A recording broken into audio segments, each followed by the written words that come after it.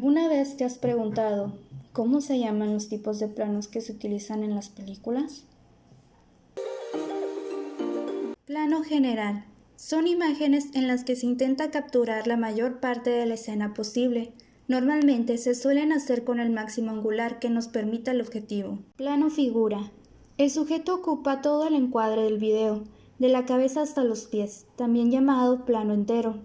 En estos planos se suele dejar menos aire por los laterales. Plano americano o plano 3/4. Es aquel en el que la escena se divide en 4 zonas y solo escogemos 3. En el plano americano, escogeríamos las zonas de la cabeza a la parte superior de la rodilla. Plano medio. En este tipo de plano aparece el sujeto de la cabeza a la cintura, más o menos por la zona del ombligo. Plano medio corto. Se corta la escena por el pecho aproximadamente hasta la cabeza. La zona que se vería es parecida a la de un busto, por eso también se le conoce como primer plano mayor o plano de busto. Funciona muy bien para separar a la persona del contexto de la escena y hacer que la atención se centre en el sujeto. Primer plano. En este tipo de encuadre, el plano se corta en los hombros y sigue hasta la cabeza. Acerca al espectador mucho más al sujeto. Es un plano perfecto para escenas íntimas. También se conoce como primer plano menor o plano de retrato. Primerísimo primer plano. La cara del sujeto es lo más importante. El plano ocupa desde la barbilla o mentón aproximadamente hasta la mitad de la frente o un poco por encima de ella. El plano detalle se encarga de mostrar una zona determinada de la escena. No se centra en el sujeto completo, sino en un elemento que sujete, un complemento, un solo ojo, labios, etc.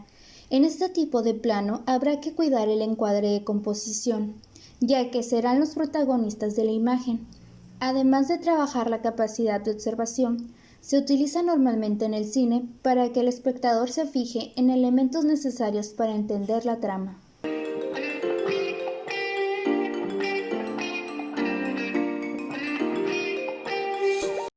Plano cenital.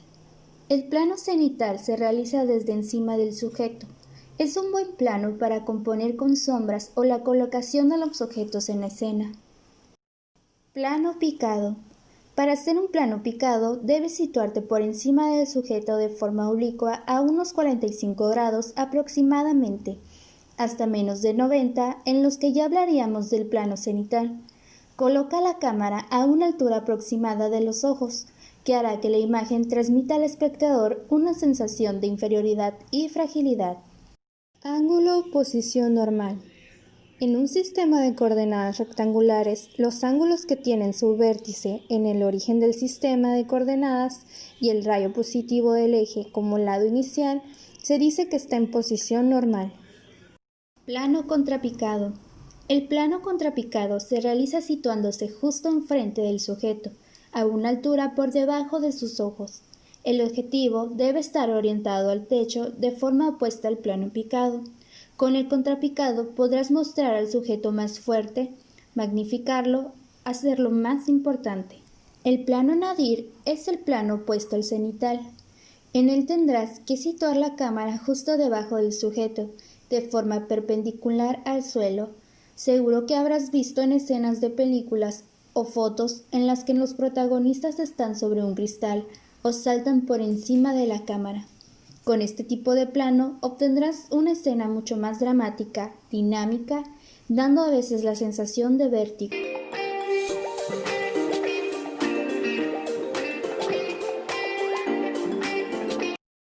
Trasfoco.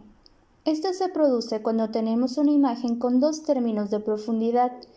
Hay uno enfocado y otro desenfocado. Movimientos de cámara físicos. Son los movimientos en los que la cámara se mueve físicamente, tanto adelante como hacia atrás, hacia arriba o abajo, o de forma lateral u oblicua. Movimientos de cámara sin desplazamiento. Este tipo de movimiento se realiza principalmente sobre un trípode, pero nos valdría igual si lo hacemos cámara al hombro o cualquier otro soporte de cámara. Lo importante es tener claro el concepto. Panorámica. Es un movimiento de la cámara sobre su propio eje horizontal es decir, de izquierda a derecha o viceversa.